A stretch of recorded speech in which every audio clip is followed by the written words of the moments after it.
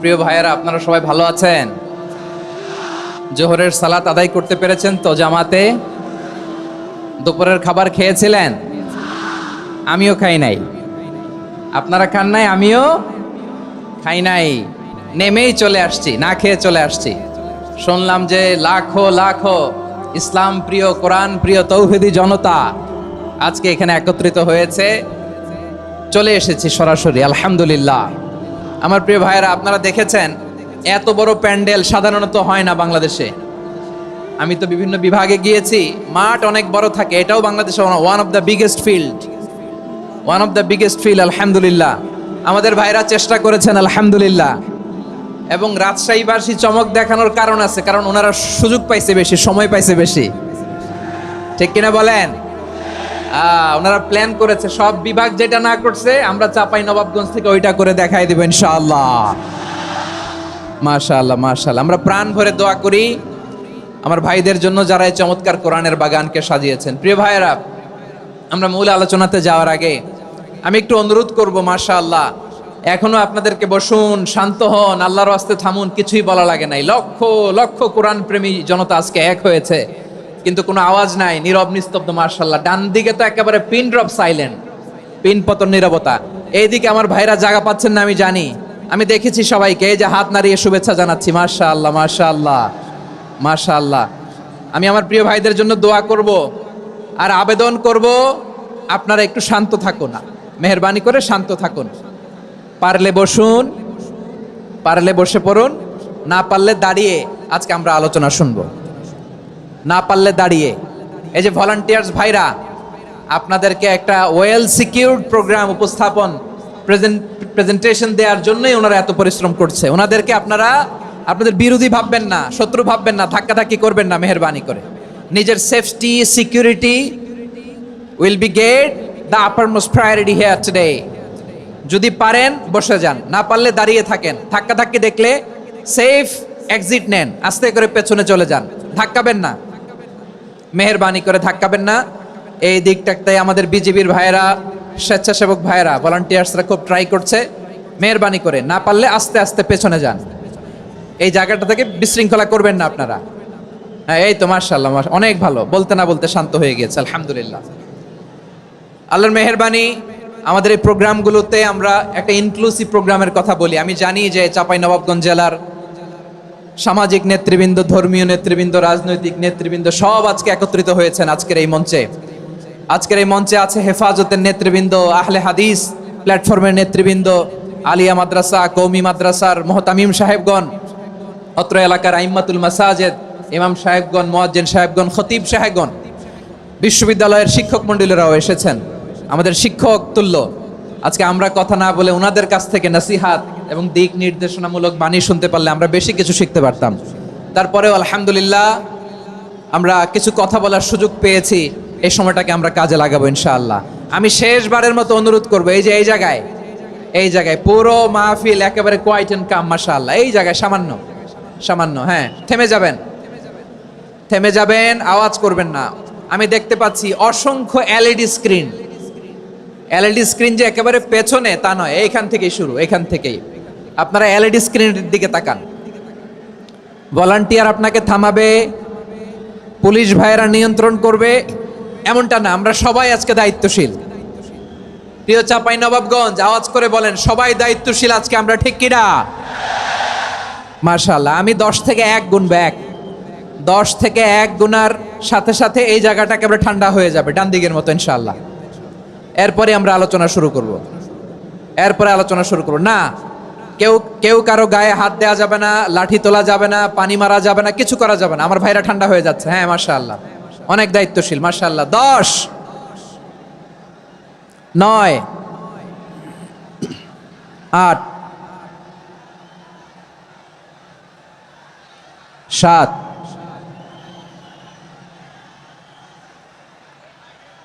6,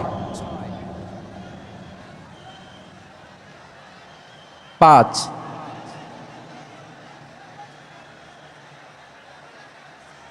4,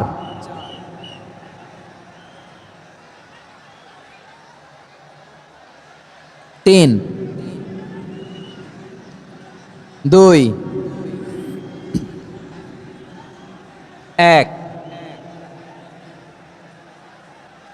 0। মাশাআল্লাহ, ঠিক আছে ঠিক আছে, অনেকটাই নিয়ন্ত্রিত হয়েছে। মুখে কোনো আওয়াজ হবে না, থামুন বসুন বলার দরকার নেই। হাত দিয়ে, স্বেচ্ছাসেবক ভাইদেরকে বলবো হাত দিয়ে ইশারা দিন, হাত দিয়ে, মুখে কোনো আওয়াজ হবে না। মাশাআল্লাহ।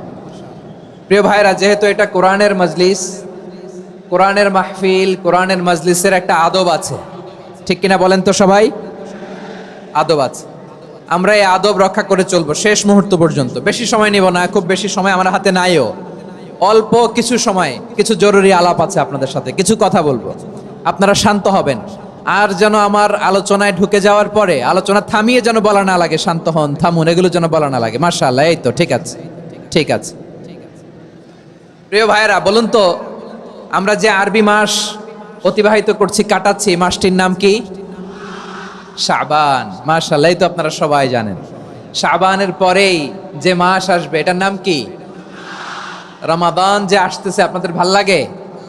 হ্যাঁ, রমাদান নাম শুনলেই মুমিন হৃদয়ে বয়ে যায় প্রশান্তির ফল্গু ধারা, ঠিক কিনা?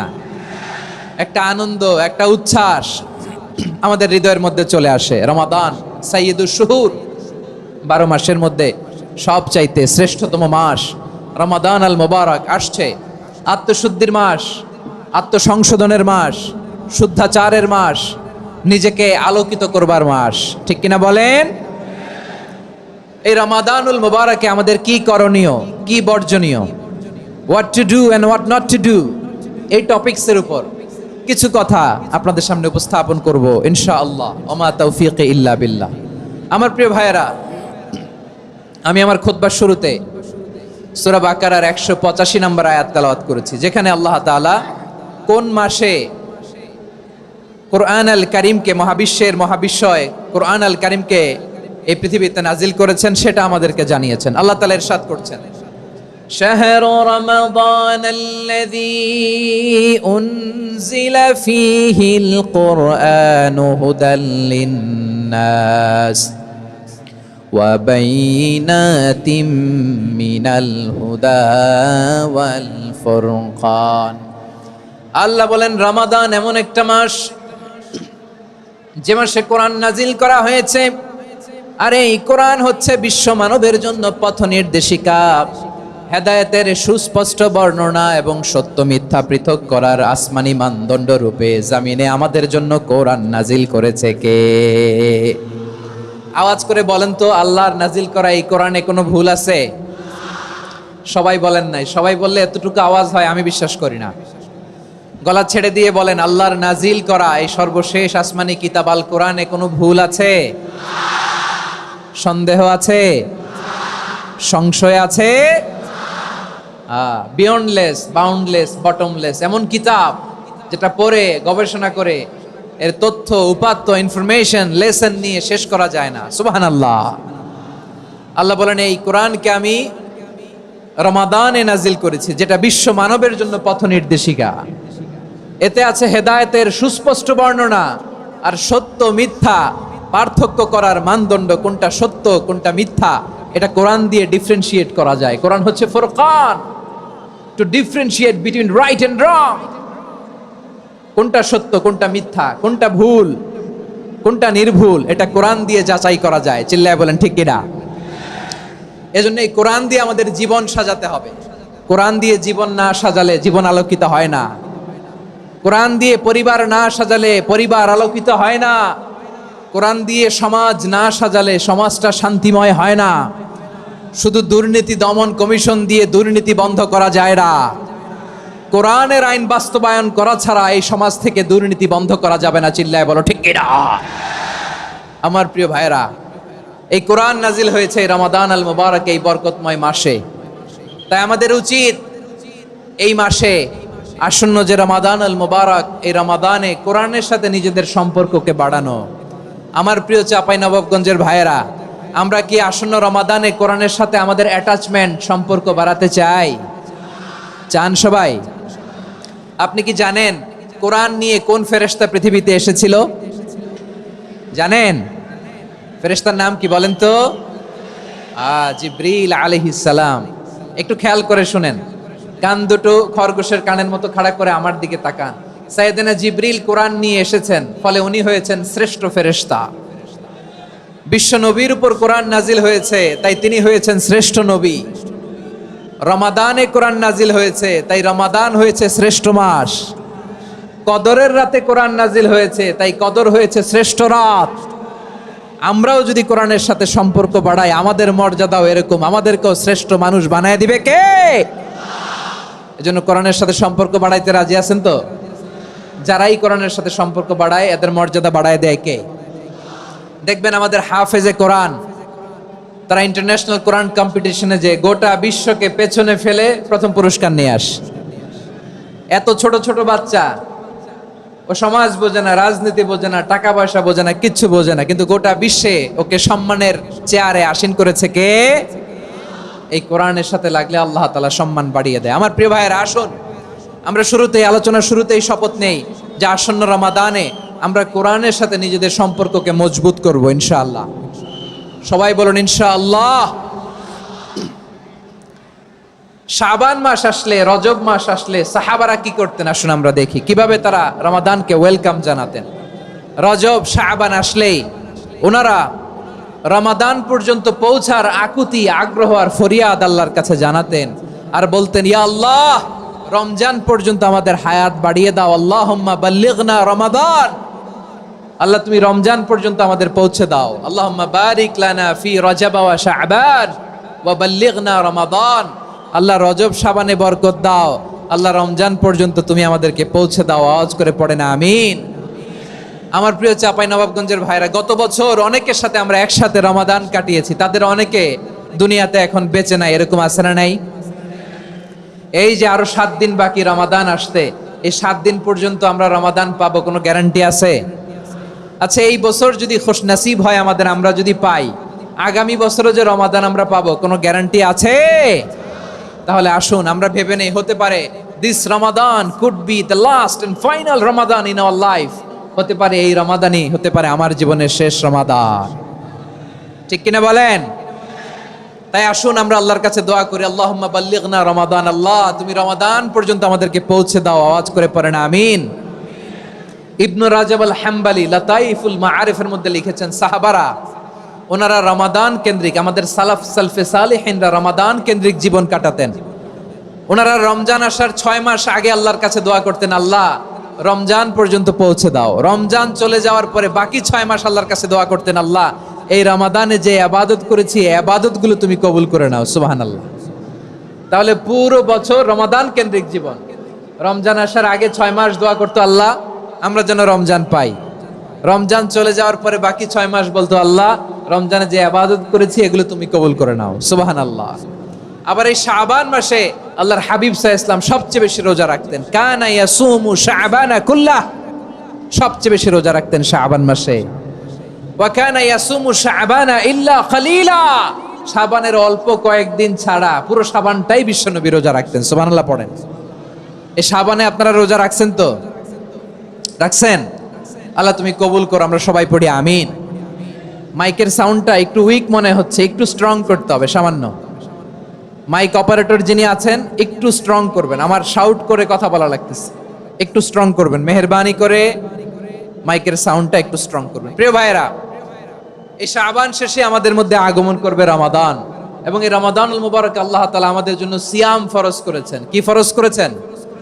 তিনি সূরাতুল বাকারার 183 নম্বর আয়াতে ইরশাদ করছেন, রাব্বুল আলামিন বলেন, ইয়া আইয়ুহাল্লাযীনা আমানু কুতিবা আলাইকুমুস সিয়ামু কামা কুতিবা আলাল্লাযীনা মিন ক্বাবলিকুম লাআল্লাকুম তাত্তাকুন। আল্লাহ বলেন, ও বিশ্বাসীরা শোনো শোনো, তোমাদের জন্য সিয়ামকে ফরজ করা হয়েছে, ঠিক যেমন ভাবে তোমাদের পূর্ববর্তী উম্মতদের উপরও সিয়ামকে ফরজ করা হয়েছিল, লাআল্লাকুম তাত্তাকুন, যাতে করে তোমরা সবাই মুত্তাকি হতে পারো। সুবহানাল্লাহ বলেন, যাতে করে তোমরা আল্লাহ সচেতন হতে পারো। তাহলে সিয়ামকে, এই সামনে যে রমাদান আসতেছে আমার প্রিয় ভাইয়েরা, এই পুরো রমাদান ব্যাপী সিয়াম সাধন করা, সিয়াম পালন করাকে আমাদের জন্য ফরজ করে দিয়েছে কে? রমাদানের রোজা রাখার নফল নাকি? রমাদানে সিয়াম পালন করা কি নফল? সুন্নাত। তাহলে কি ফরজ? আওয়াজ করে বলেন, রমাদানের রোজা রাখা কি ফরজ? এটা শুধু আমাদের উপরই ফরজ না, আমাদের আগে যত জাতিগোষ্ঠী এই পৃথিবীতে এসছে সবার উপরে সিয়াম পালনকে ফরজ করেছে কে? সবার উপরে আল্লাহ তাআলা সিয়াম পালনকে ফরজ করেছিলেন। তবে ধরনটা ভিন্ন ছিল, এক এক জাতিগোষ্ঠীর জন্য এক এক ধরনের ছিল। আমাদের জন্য সিয়াম ফরজ টানা 1 মাস 30 দিন বা 29 দিন। কোন কোন উম্মতের উপর 30 দিন না, মাত্র 3টা রোজা ফরজ ছিল। কয়টা? আওয়াজ করে বলেন। আপনাদের কি মনোযোগ আছে না গেছে? মনোযোগ আছে? তাকবীর পড়েন তো, লিল্লাহে তাকবীর। আমাদের 1 মাস সিয়াম ফরজ। পূর্ববর্তী অনেক উম্মতের উপর 1 মাস ছিল না, 3টা ফরজ ছিল। কয়টা? প্রতি মাসের 13, 14, 15 ফরজ ছিল তাদের জন্য। কারো জন্য শুধু একটা, আশুরার রোজা। কোন কোন উম্মতের জন্য 10টা। কোন কোন উম্মতের জন্য রোজা ফরজ ছিল মৌনতার রোজা, আরবিতে বলে সওমুল ইনসাত, মানে সারাদিন খেতে পারবে, পান করতে পারবে, স্ত্রীর সাথে মেলামেশা করতে পারবে, কিন্তু কথা বলতে পারবে না। কথা বললেই তাদের রোজা ভেঙে যেতে। পড়েন সুবহানাল্লাহ। কি অদ্ভুত ব্যাপার! মৌন সম্মতির রোজা। যেমনটি সাইয়্যিদাতুনা মারিয়াম আলাইহিস সালাম বলেছেন, ইন্নী নাযারতু লির-রাহমানি সাওমা ফালান উকাল্লিমাল ইয়াওমা ইনসিয়া। তিনি বলেছেন, আজকে আমি রহমানের জন্য, মানে আল্লাহর জন্য রোজা মানত করেছি, আজকে আমি কারোর সাথে কথা বলতে পারবো না। তো রোজা রাখলে কথা বলতে পারবে না কেন? কারণ ওই শরীয়তে রোজার বিধান ছিল সকাল থেকে সন্ধ্যা খেতে পারবেন, পান করতে পারবেন, কিন্তু কথা বলতে পারবেন না। কথা বললেই রোজা ভেঙে যেত। সুবহানাল্লাহ বলেন। তাহলে সব জাতিগোষ্ঠীর উপরে রোজা ফরজ ছিল, কিন্তু ধরনটা ভিন্ন ছিল। মজার ব্যাপার হচ্ছে, আপনি বর্তমানেও বিভিন্ন ধর্মের দিকে তাকান, বৌদ্ধ ধর্ম, হিন্দু ধর্ম, খ্রিস্ট ধর্ম, তাদের মধ্যে রোজা আছে। ইংরেজরা, খ্রিস্টানরা এটাকে বলে ফাস্টিং। কি বলে? ফাস্টিং। আমাদের হিন্দু ভাইয়েরা বলে উপবাস। তারা কি বলে? উপবাস। আবার এখন আন্দোলনেরও একটা মাধ্যম হয়েছে এটা, না খেয়ে থাকা। এটারে বলে অনশন। এটারে কি বলে? অনশন ধর্মঘট। মানে আমাদের দাবি না মানলে আমরা খাবো না, রোজা রাখলাম। আছে না নাই? তারপরে আধুনিক বিজ্ঞান এটার একটা নাম দিয়েছে না খেয়ে থাকাকে, অটোফিজি। কি বলে? অটোফিজি। জাপানের এক চিকিৎসা বিজ্ঞানী এই অটোফিজির উপর গবেষণা করে সে নোবেল পেয়েছে। সুবহানাল্লাহ পড়বেন না? এজন্য আল্লাহ তাআলা আমাদের জন্য গোটা রমাদানে এই সিয়ামকে ফরজ করে দিয়েছেন। আওয়াজ করে বলেন আল্লাহু আকবার। রাব্বুল আলামিন বলেন, ইয়া আইয়ুহাল্লাযীনা আমানু কুতিবা আলাইকুমুস সিয়াম। সিয়ামকে তোমাদের উপরে ফরজ করা হয়েছে, কামা কুতিবা আলাল্লাযীনা মিন ক্বাবলিকুম, যেমনি তোমাদের পূর্ববর্তীদের উপর রোজা ফরজ করা হয়েছিল, লাআল্লাকুম তাত্তাকুন, যাতে করে তোমরা আল্লাহ সচেতন হতে পারো, যাতে করে তোমরা মুত্তাকি হতে পারো। লাআল্লাকুম তাত্তাকুন, যাতে করে আমরা আল্লাহ সচেতন হতে পারি, আল্লাহ কনসিয়াসনেস আমাদের মধ্যে গ্রো করে। এটা হচ্ছে রোজার prime objective, the prime objective of সিয়াম। অনেকে জিজ্ঞেস করলে অনেকে বলে রোজার মূল উদ্দেশ্য হচ্ছে না খেয়ে থাকা। না। অনেকে বলে গরিবদের কষ্ট অনুধাবন করা রোজার উদ্দেশ্য। না। রোজার উদ্দেশ্য কি? সিয়াম পালনের উদ্দেশ্য কি? এটা আল্লাহ তাআলা স্পষ্ট এই আয়াতের পেছনে বলেছেন যে লাআল্লাকুম তাত্তাকুন, যাতে করে তোমরা আল্লাহ সচেতন হতে পারো, আল্লাহ ভীতি তোমাদের মধ্যে গ্রো করে, গড কনসিয়াসনেস, আল্লাহ কনসিয়াসনেস, আল্লাহ সচেতনতা যেন বাড়ে, দ্য সেন্স অফ অ্যাকাউন্টেবিলিটি। আল্লাহর সুপ্রিম কোর্টের কাঠগড়া এই দুনিয়াতে আমি যাই করলাম তার সবকিছু যে পাই টু পাই হিসাব দিতে হবে, এই sense, to enhance the sense that whatever we do Allah is watching me। আপনি যাই করেন কেউ দেখে না, কিন্তু দেখে কে? শুরুতেই তো জিজ্ঞেস করেছিলাম যে কেউ যেটা দেখে না সেটা দেখেন কে? কেউ যেটা শোনে না সেটা শোনেন কে? এর নাম হচ্ছে লাআল্লাকুম তাত্তাকুন, যাতে করে তোমরা আল্লাহ সচেতন হতে পারো, আল্লাহ ভীরু হতে পারো। দুনিয়ার কেউ দেখে না, কিন্তু আল্লাহ দেখে। এটাই রোজার মূল শিক্ষা। আমার প্রিয় ভাইরা, আপনি লুকিয়ে লুকিয়ে ঘরের ভেতরে অন্যায় করেছেন, পাপ করেছেন, আপনার বাবা দেখে নাই, মা দেখে নাই, স্ত্রী দেখে নাই, কিন্তু দেখেছে কে? আল্লাহর চোখ ফাঁকি দেয়া যায়? আচ্ছা, বুঝে থাকলে বলেন তো, সিসি ক্যামেরার চোখ ফাঁকি দেয়া যায় কি যায় না? পুলিশের চোখ, র্যাবের চোখ, বিমানবন্দরে কাস্টমস অফিসারের চোখ, কিন্তু আমার আল্লাহর চোখ সবাই বলেন আল্লাহর চোখ ফাঁকি দেয়া যায়? এই সেন্সটা নিয়ে আসা নিজের মধ্যে, আমি what ever I do Allah is watching me, যাই করি আল্লাহ দেখে। লাআল্লাকুম তাত্তাকুন। রমাদানের রোজা, ইফতারি, সিয়াম, ইবাদত সব কিছুর মধ্য দিয়ে আপনাকে খেয়াল করতে হবে যে লাআল্লাকুম তাত্তাকুন এই স্ট্যান্ডার্ড এটা অ্যাচিভ হচ্ছে কিনা আমাদের, যাতে করে তোমরা মুত্তাকি হতে পারো, আল্লাহ ভীরু হতে পারো। তাকওয়া, এটা হচ্ছে the essence of Islam. What is তাকওয়া? তাকওয়া মানে কি? তাকওয়ার সংজ্ঞা অনেকে অনেক ভাবে দিয়েছেন। আমি সরাসরি সাহাবাদের কাছ থেকে একটা সংজ্ঞা আপনাদের শোনাচ্ছি। ওমরে ফারুক রাদিয়াল্লাহু তাআলা আনহু উবাই ইবনে কাব রাদিয়াল্লাহু তাআলা আনহুকে জিজ্ঞেস করেছিলেন, ইয়া উবাই মা হুয়া তাকওয়া, হে উবাই তাকওয়া কি? তাকওয়া কাকে বলে? উবাই ইবনে কাব তিনি প্রশ্নের উত্তর না দিয়ে উনিও আবার প্রশ্ন ছুড়লেন। তিনি বললেন, ইয়া আমিরাল মুমিনিন আমা সালাকতা তরিকান যা শাউক, আপনি কি কাঁটাযুক্ত রাস্তা দিয়ে মরুভূমিতে কখনো হেঁটেছেন? যে রাস্তার চারদিকে ক্যাকটাস, গুলমলতার কাঁটা, হেঁটেছেন? ওমরে ফারুক বললেন, নাম হেঁটেছি। বালা, হেঁটেছি। কাইফা আমিলতা, কিভাবে হেঁটেছেন? ওমরে ফারুক বললেন, শাম্মারতু ওয়াজতাহাতু, আমি আমার জামা, জুব্বা আর চাদর আটোসাটো করে গায়ের সাথে এমন ভাবে মিলিয়ে রেখেছি, এমন সাবধানে হেঁটেছি যাতে করে মরুভূমির ক্যাকটাসের গুলমলতার কাঁটা আমার গায়ে বিঁধে না যায়। উবাই ইবনে কাব বললেন, ফাযালিকা হুয়া তাকওয়া, আরে তাহলে আপনি তো ঠিকই জানেন তাকওয়া মানে কি, এটাই তো তাকওয়া।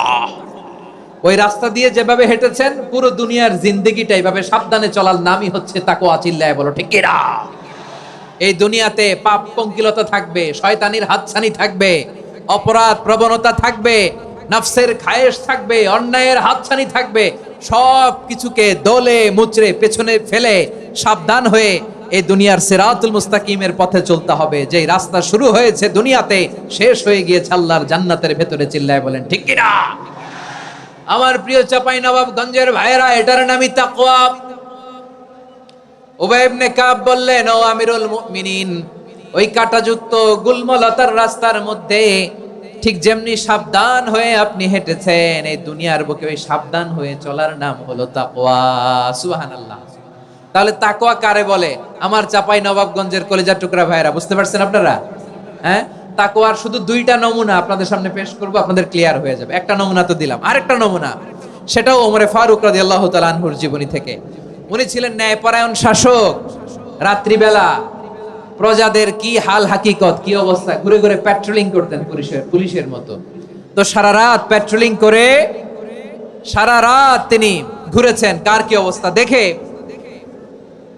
শেষ রাতে তিনি ফিরে আসতেছেন। তিনি থাকতেন, সেই বুখারীতে এসেছে, কানা ইয়াসকুনু ফি আওয়ালিল মদিনা, মদিনার উঁচু এলাকায় থাকতেন। তো ফিরে আসার সময় উনি একটা প্রাচীর বেষ্টিত ঘরের পাশে দুইজন নারীর কথোপকথন শুনতে পেলেন। কয়জন নারীর? দেখি আপনাদের মনোযোগ আছে কিনা, বলেন কয়জন নারীর? একজন বৃদ্ধা, একজন যুবতী। উনি কান লাগিয়ে শুনতে পাচ্ছেন। বৃদ্ধা মা, ওমরে ফারুক কাউকে দেখতে পাচ্ছেন না, শুনতে পাচ্ছেন। বৃদ্ধা মা তার যুবতী মেয়েকে বলে, এই তাড়াতাড়ি ওটের দুধ দহন করে ওটের দুধের সাথে পানি মিশাও, তাইলে কালকে বাজারে মদিনায় বেশি দামে বিক্রি করা যাবে, লাভ হবে অনেক। বৃদ্ধা মহিলা এটা বললেন। যুবতী মেয়ে উত্তরে বলে, মা আপনি জানেন না আমিরুল মুমিনিন খলিফাতুল মুসলিমিন ওমরে ফারুক দুধে পানি মিশানোকে দণ্ডনীয় অপরাধ বলে ঘোষণা দিয়েছে, জানেন না?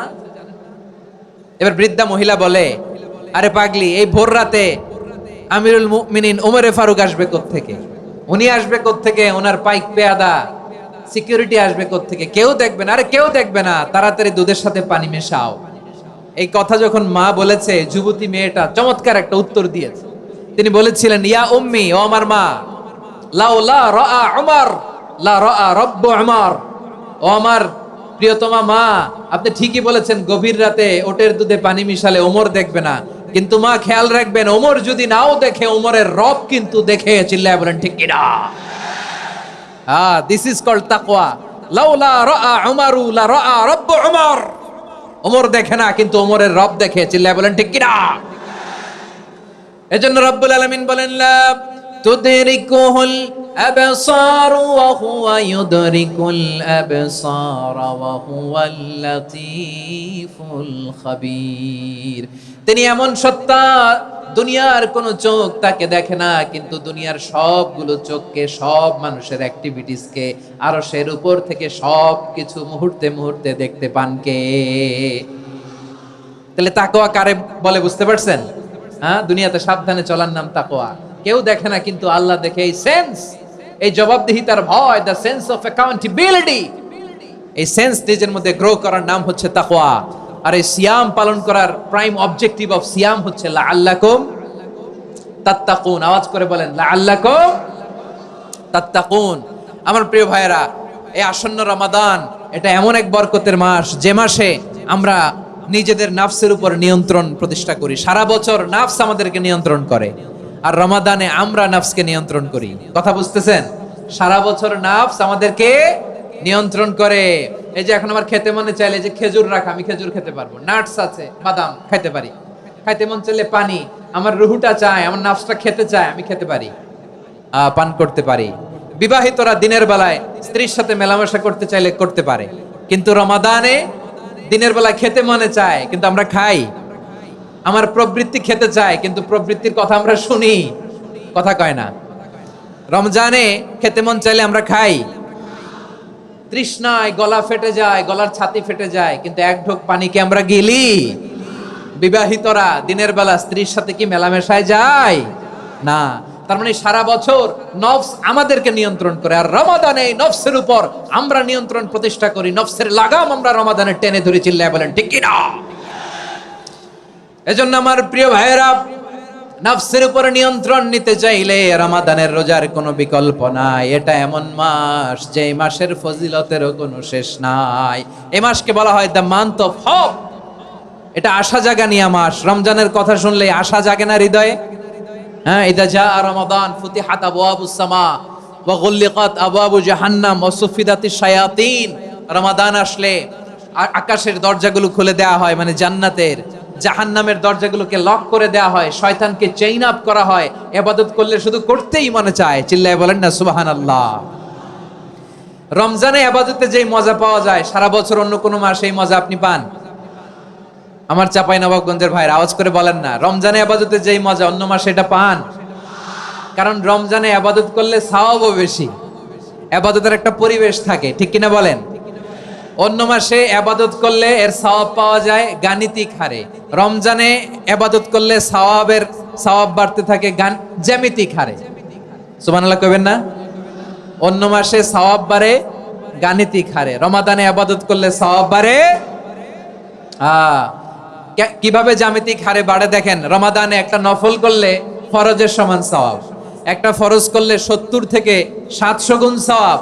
রমজানে উমরা করলে হজের সমান সওয়াব। সুবহানাল্লাহ নাই? দ্য মান্থ অফ হোপ, আশা জাগানিয়া মাস। এই মাস আমাদেরকে হোপফুল করে, আশাবাদী করে। রমাদান যেমনি দ্য মান্থ অফ হোপ, আশা জাগানিয়া মাস, এট দ্য সেম টাইম এই রমাদান হচ্ছে মান্থ অফ ওয়ার্নিং, একটা ওয়ার্নিং এর মাস। নবী যেমনি আশা জাগাইছে, আবার ওয়ার্নিং দিয়েও গেছে, খবরদার। ওয়ার্নিংটা কেমন? আল্লাহর হাবিব সাল্লাল্লাহু আলাইহি ওয়াসাল্লাম মসজিদে নববীর ভেতরে, হঠাৎ তিনি মসজিদে নববীর মিম্বারে পা রেখে বললেন আমিন।